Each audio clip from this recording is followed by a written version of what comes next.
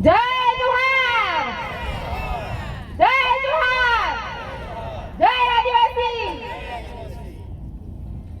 આજના શુભ પ્રસંગે અહીંયા આયોજન કર્યું છે ટાંટિયામાં 26 જાન્યુઆરીમાં ટાંટિયામાં 184 જન્મ જયંતિ નિમિત્તે આપણ સૌને ભેગા કરીને આ બહુ સરસ આયોજન કર્યું છે। તો એમાં આપણે શું સાંભળવાનું છે, શું કરવાનું છે, આપણે જાણવાનું છે।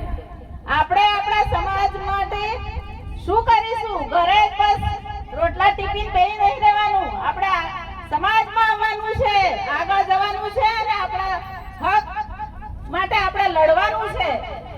આપણે જ્યાં સુધી નહીં જઈએ ત્યાં સુધી આ સરકાર બધી આપણને લૂંટી લેવાની છે। આદિવાસીઓને તમારી જમીન પણ જાય છે, તમારા હક પણ જાય છે, તમારી દીકરીઓ જાય છે, ભાઈઓ જાય છે, અપહરણ થઈ જાય છે, કેટલાય ગુનાઓ થાય છે। તો આપણે આંખો મીચીને બધું જોઈ નથી રહેવાનું, ઊંઘી નથી રહેવાનું, કાન બંધ કરીને આપણે બેસી નથી રહેવાનું। તમે જાગો અને આગળ આવો, સમાજમાં આવો, તમે બહાર જાઓ, જ્યાં જ્યાં આવા પ્રોગ્રામો થાય છે ત્યાં મારી બહેનોને વિનંતી કરું, તમે જાઓ, આવો, સાંભળો અને એકબીજાને આપણે બહેનોને આપણે જાગૃત કરીએ, ભાઈઓને। અને અત્યારના નવયુવાન પેઢી જે વ્યસનમાં વળી ગઈ છે એમાંથી બહાર કાઢો અને આ સમાજના વિકાસના કામ માટે એમને સમજણ આપો। ઘરે આપણે સમજાવીશું છોકરાને, ત્યારે આગળ જઈને કંઈક કરશે, બાકી તો ઘરે જ આપણે કશું ના કરીએ તો આ બાળકો આપણા ક્યાં જશે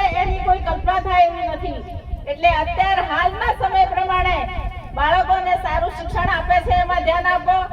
આ સમાજ જાગૃતિના પ્રોગ્રામો થાય છે એ પણ તમે જાણો, નિહાળો અને જે કંઈ આપણા નીતિ નિયમો અને આપણને જે હક મળ્યા છે એ વિશે જાગૃતિ મેળવો, એટલી જ મારી વિનંતી છે।